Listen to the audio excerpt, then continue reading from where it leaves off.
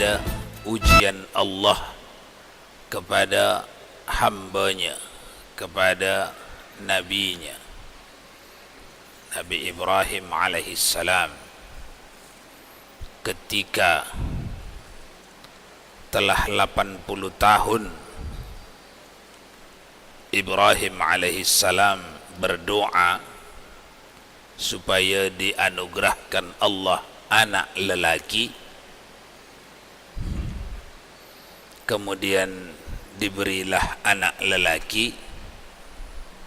80 tahun berdoa,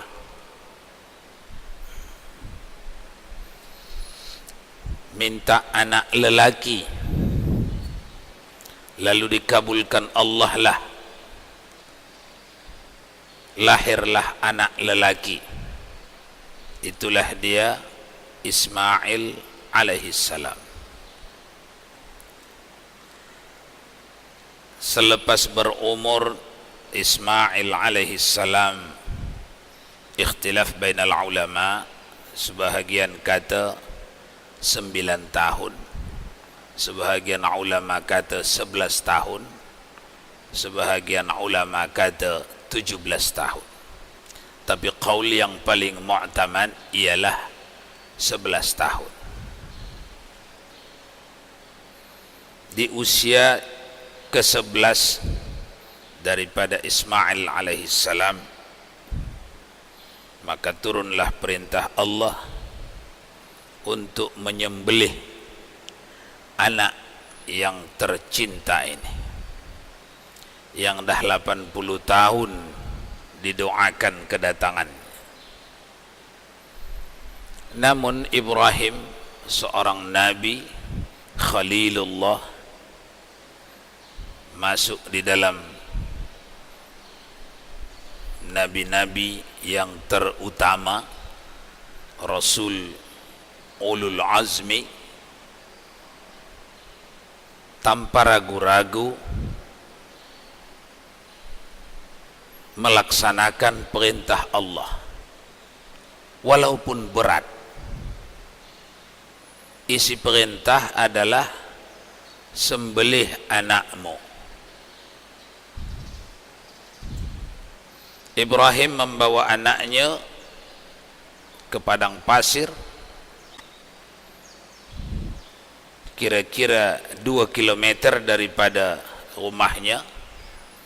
Itulah yang dijalani jamaah haji daripada Arafat kepada Jamarat, Jumrah, Jumrah Ula, Jumrah Usta, Jumrah Aqabah. 3 jumrah jamaah haji sampai ke hari ini melontar. Di 3 tempat ini cuba iblis mementahkan Ibrahim.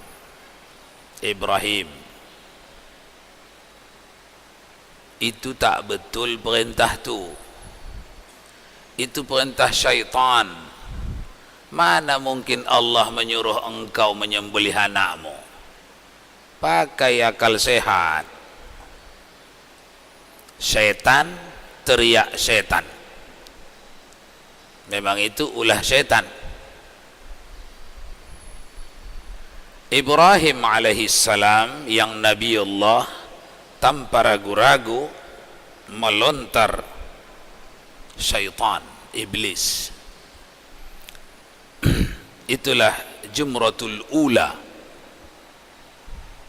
Jalan lagi, meneruskan perjalanan, datang lagi iblis. Ibrahim, tak mungkin Allah menyuruh engkau menyembelih anak. Saya ini sama dengan engkau, musuhnya syaitan. Kita berdua ini sama-sama hamba Allah yang cuba hendak digelincirkan syaitan. Percayalah, saya ini tak bohong. Itu yang suruh awak itu syaitan itu. Ibrahim tanpa ragu melontar. Sampai hari ini kita lontar Jumratul Wusta, memperingati permusuhan abadi antara orang beriman dengan syaitan. Makanya jangan heran di pelontaran tu ada orang yang melontar macam kesurupan, tapi tidak dari mazhab kita Asy-Syafi'i, karena Imam Syafi'i menganjurkan biasa aja. Yang penting ingat, ini simbol permusuhan antara kami orang beriman dengan musuhmu ya Allah, syaitan. Bismillahi Allahu Akbar, Bismillahi Allahu Akbar. Tapi Imam Ahmad Ibn Hanbal memahami tidak demikian. Yang sebaiknya, seafdalnya, macam mana akting kemarahan kita kepada musuh utama kita, musuh utama Allah, macam itulah aktingnya buat di situ. Makanya orang-orang dari sebelah apa namanya ini, perbatasan ke apa sana, ke Soviet, apa namanya itu, ya, Zizan, Afghanistan, tepi-tepi ke Soviet sana, Asia masih, tapi sudah perbatasan ke Eropa. Mereka itu yang bermazhab Ahmad Ibn Hanbal, gaya luntarnya lain, macam kesurupan, macam nak marah betul lah.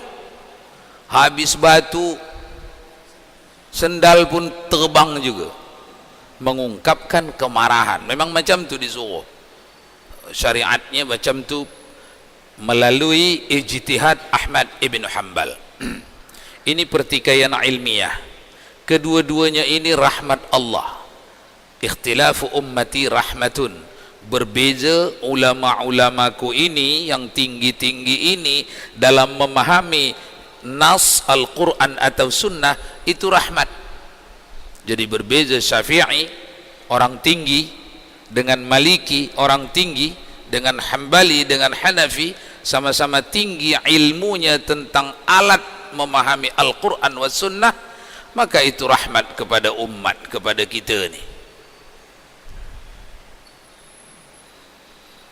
Tak mempan dua kali diganggu, digoda, pergi iblis kepada Ismail. Ismail, ayahmu tu dah gila dah, mau dia dibujuk rayu oleh iblis, kejap lagi engkau nak disembelih, lari je lah, lari. Ayahmu ini tak payah dengar. Masa engkau anaknya nak disembelih? Apa kata Ismail? Itu perintah Allah kah? Kata dia perintah Allah, tapi itu tak betul. Kalau kata ayahku itu perintah Allah, maka akulah orang yang pertama menyuruh ayahku menyembelih aku.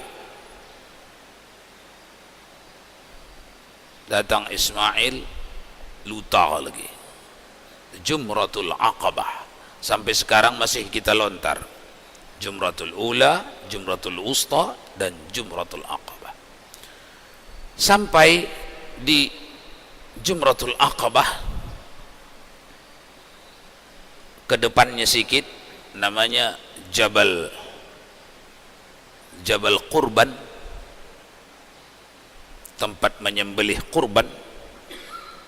Ibrahim alaihissalam memerintahkan anaknya baring, keduanya dah okey, setia dengan perintah Allah walau mengancam nyawa sekalipun pada anak, walau mengiris hati sekalipun pada ayah. Ayah mana yang tak teriris meletak pisau di leher anaknya, sedang tumbuh-tumbuhnya. Umur berapa? 11 tahun. Budak ni bukan meronta, tolong, tak. Laksanakan wahai ayahanda, kalau itu perintah Allah. Satajiduni insyaallahu minas sabirin. Mudah-mudahan engkau jumpai anakmu ni dari golongan orang-orang yang sabar. Si ayah pun, lagi kuat pula anak saya ni daripada saya, ketabahannya. Lagi tabah anak saya ni daripada saya. Kata Ismail di dalam tarikh riwayat, ada permintaan saya sebelum ayah menyembelih saya. Apa tu?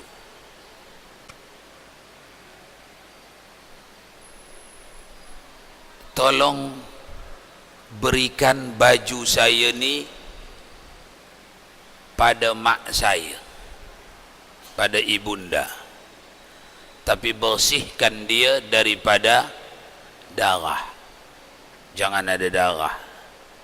Selepas sembelih saya, buka baju saya, bersihkan darahnya, bagi pada mak.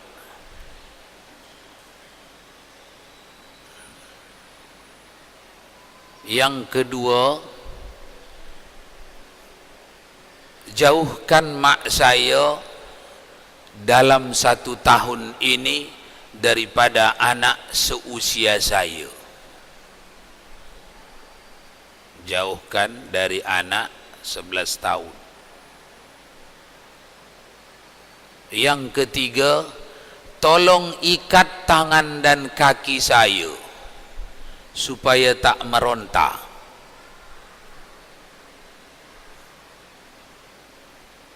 Lalu tangan dan kaki Ismail diikat Ibrahim alaihissalam dengan kain burdahnya, kain burdah. Kemudian Ibrahim alaihissalam meletakkan pisaunya dengan bertawakal kepada Allah Subhanahu wa taala, memejamkan matanya karena tak tega melihat pisau.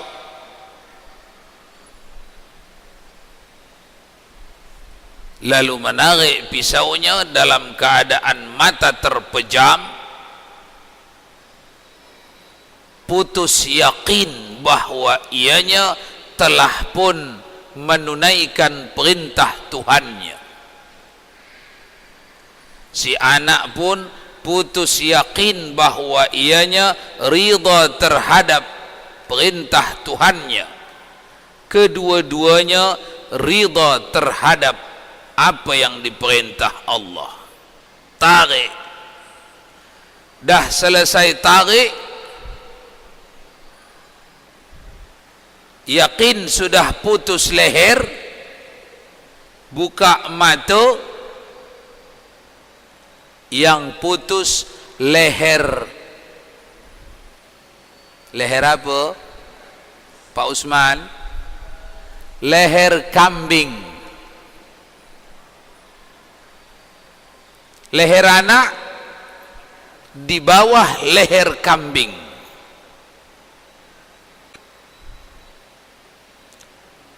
Yang perlu kita garis bawahi di sini,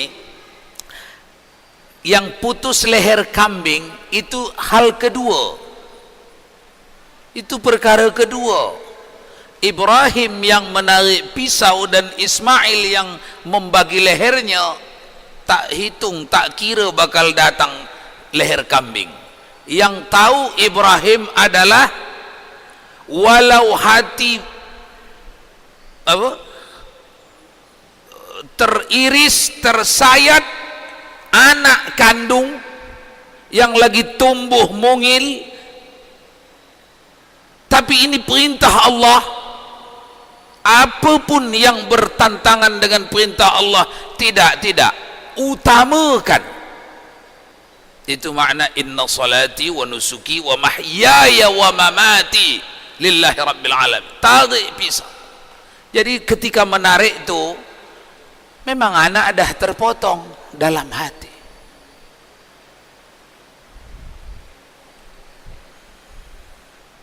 Namun Allah sudah selesai menguji Ibrahim.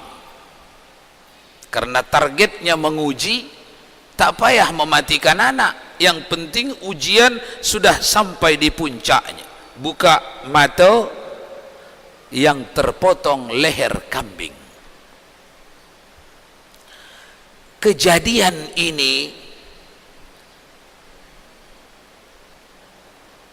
sampai kepada baginda Rasul di zaman Nabi kita, masih diabadikan Allah sebagai syariat, walaupun tidak syariat wajib, syariat sunnat, tapi ini masih diabadikan Allah.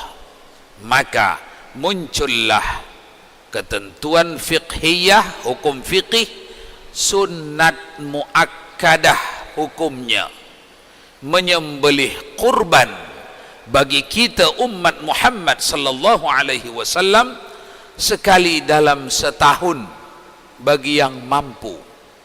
Tepatnya bagi mereka yang menunaikan haji, boleh di hari nahar tanggal 10 Zulhijjah, tapi itu sibuk sangat, penuh manusia di Jabal Qurban. Boleh di hari Tasyri' 1 atau Tasyri' 2 atau Tasyri' 3. Agak longgar sedikit. Bagi kita yang tak berangkat haji tahun itu, sunnah juga menyembelih kurban pada hari nahar atau hari Idul Adha selepas tuan imam turun daripada mimbar, atau di hari kedua Tasyri', yaitu Tasyri' 1, Tasyri' 2 dan Tasyri' 3, tanggal 11, 12 dan 13. Sila pilih 4 hari. Apa yang diminta Allah daripada kita amatlah kecil dibanding yang diminta Allah kepada Ibrahim alaihissalam. Kalau diminta Allah lah kepada kita, setiap siapa yang punya anak 3 wajib sembelih 1. Bila sudah berumur, anak tu umur 11 tahun, wajib sembelih 1. Kalau adalah dulu begitu di syariat kita, macam mana ini? Kufur semua. Siapa yang mau potong anak dia? Itu Ibrahim Nabi, tak kisah apa pun yang berlaku, hancur hati saya, isteri saya, anak saya, tak peduli. Kalau Allah yang minta, kerjakan. Itu Nabi. Kalau kita agak-agak anak ketiga, kalau dah berumur 11 tahun sembelih, ya. Tapi syariat itu tidak berjalan pada kita. Orang yang faham bahawa Allah meletak syariat itu, sama mudahnya bagi Allah membuat itu atau tidak membuat itu. Sebab Allah tidak mengambil manfaat daripada syariat yang dia letakkan kepada umat ini, kepada hamba ini. Tidak mengambil manfaat dan tidak mendapat mudarat. Jadi sama mudahnya membuat syariat itu atau tidak membuat syariat itu. Ketika di dalam syariat kita tak diwajibkan itu, maka kita bersyukur, ya Allah, terima kasih ya Allah, Engkau tak suruh sembelih anak saya. Engkau hanya himbau, itu pun tak wajib, himbau agar kami dalam mengenang mengingati kuatnya iman Ibrahim, kami pun disuruh menirunya, mencontohnya. Yang engkau suruh pada kami bukan menyembelih anak kami, tapi menyembelih hewan kurban kami, guna kami bagi-bagikan kepada fuqara. Terima kasih ya Allah, tahun ini masih engkau bagi lagi saya kelebihan rezeki. Nah ini ya Allah, itu kerja orang beriman. Tapi yang miskin-miskin, yang susah-susah, mesti berutang-utang, jangan berkurban ya, jangan berkurban, karena hukumnya sunat.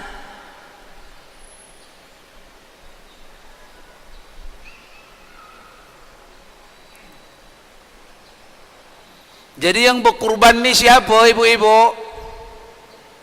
Yang ada kelebihan harta lebih dari keperluan yang wajib-wajib, masih lagi ada tersisa, berkurbanlah. Niatkan, ya Allah, dahulu kepada nabimu engkau perintahkan sembelih anak. Engkau tahu kami ini lemah-lemah imannya ya Allah, yang engkau perintahkan pada kami sembelih seekor kambing, minimal seekor kambing. Kalau ada kelebihan harta jangan seekor kambing, malu. Seekor unta, di sini tak ada pula unta ya, tapi setara dengan unta, seekor lembu. Karena Rasulullah bukan kaya sangat Rasulullah. Ketika Rasulullah ada harta, Rasulullah menyembelih kurbannya pada haji wada, haji terakhir, seekor unta satu orang. Kita ingat sejarah membagi tahu kita, pada haji wada itu Rasulullah dihadiahi orang 700 ekor unta, dihadiahkan uang. Bukan sedekah, Rasulullah tidak penerima sedekah, tapi boleh menerima hadiah. Kenapa orang banyak bagi pada Rasulullah? Tabarruk, ingin mendapat berkat, berhadiah kepada Rasulullah. Itu sama dengan bersolawat kepada Rasulullah. Ya Allah, berilah rahmat, nikmat kepada Nabi kami. Maksudnya rahmat dan nikmat itu supaya kembali ke kita dalam bentuk syafaat di akhirat. Ya Allah, aku hadiahkan ini kepada Rasulullah, supaya Rasulullah yang mensedekahkan harta kita itu kepada orang fakir miskin. Itu namanya tabarruk. Dihadiahkan uang 700 ekor unta kepada Rasulullah pada haji wada tahun ke-10 Hijriah. Rasulullah menyembelihnya dengan tangannya sendiri 100 ekor unta. Setiap seekor menyebut nama satu persatu, ahli keluarga, anak, cucu, orang-orang dekat disebut. Ya Allah, terimalah ini kurban Muhammad bin Abdullah bin Abdul Muttalib. Bismillahi Allahu Akbar. Ya Allah, terimalah ini kurban istriku Khadijah binti Khuwailid binti Wahab. Ya Allah, terimalah ini kurban Aisyah binti Abu Bakar. Ada yang dah meninggal, ada yang masih hidup yang dikurbankan Nabi. Jadi yang selalu ditanya-tanya lewat telefon tu, mudah-mudahan terjawab lah ya. Ustaz, boleh ke tak boleh berkurban pada ayah saya? Ayah saya dah meninggal. Dulu masa hidup tak mampu. Mampu pun dulu masa hidup. Sekarang awak nak ulang lagi, sila berkurban. Orang kurban sunnah tiap tahun kok. Jangan sekali tok. Kalau mampulah tiap tahun. Rasulullah menyembelih dengan tangannya sendiri 100 ekor. Ini kurban sifolan, bismillahi Allahu Akbar. Ini sifolan, ini folan, ini folan. 100 ekor. Letih tangan. Letih tak 100? Letih. Jangankan 100, kita di sini panggil Abu Bakar. Abu Bakar, sini, tolong bantu saya, boleh tak? Lanjutkan sembelih 600 ekor lagi. Abu Bakar meletak pisau di leher untanya. Ya Rasulullah, untuk siapa ni saya sembelih? Kata Rasulullah, katakan untuk seluruh umatku sampai ke akhir masa, sampai ke hari kiamat, yang mereka tak mampu menyembelih kurban. 600 ekor bagi berapa itu? Yang tak mampu.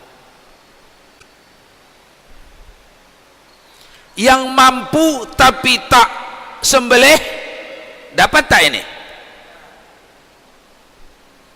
Dapat tak? Agak-agak tak dapat lah ya. Karena teksnya untuk seluruh umatku sampai ke hari kiamat yang mereka tak mampu menyembelih kurban. Jadi itulah dibagi-bagi bagi yang tak mampu.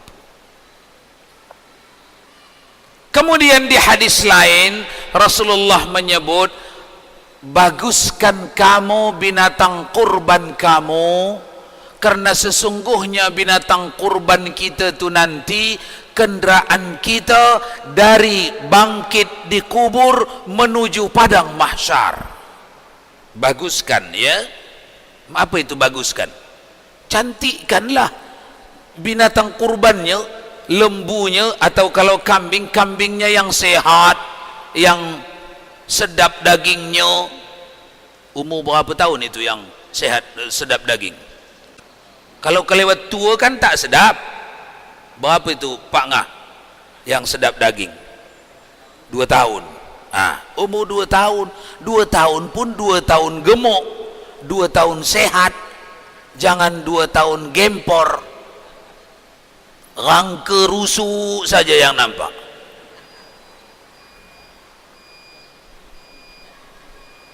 Waktu. Tuan-tuan mustami'in rahimakumullah, bertanya Umar bin Khattab, ya Rasulullah, daripada kebangkitan kita di kuburan ke padang mahsyar, kenderaan kita kurban nih? Iya. Siapa yang bagus binatang kurbannya, bagus kenderaannya. Kalau begitu perlu bagus, walaupun jangan berfikir naik kambing lah rupanya kita nanti anak beranak. Tak. Ini nisbah kepada bagusnya binatang kurban yang ikhlas menuntut ridha Allah kita sembelih, lalu ikhlas kita sedekahkan kepada fuqara wal masakin. Fadilatnya itu diganti Allah menjadi kenderaan yang bagus menuju padang mahsyar. Umar bin Khattab bertanya, ya Rasulullah, berapa jauhkah antara kebangkitan kita dari kubur dengan mahsyar? Baginda Rasul jawab, sejauh 5.000 tahun jalan kaki. 5.000 tahun berjalan kaki jarak kebangkitan dengan padang mahsyar. Kalau sehari kita berjalan kaki yang normal dapat 10 kilometer, maka setahun 10 kali 360 berapa itu? 3.600. 3.600 kali 5.000 berapa? Berapa? Segitu kilometer lah jarak antara kebangkitan kita ketika ditiup sangkakala kedua kita pun bangkit, dihalau menuju padang mahsyar. Jaraknya 5.000 tahun berjalan kaki. Menjadi pentinglah kita berkendaraan menuju mahsyar. Barakallahu lakuma wa baraka alaikuma wa jama'a bainakuma fi khair. Barakallahu lakuma wa baraka alaikuma wa jama'a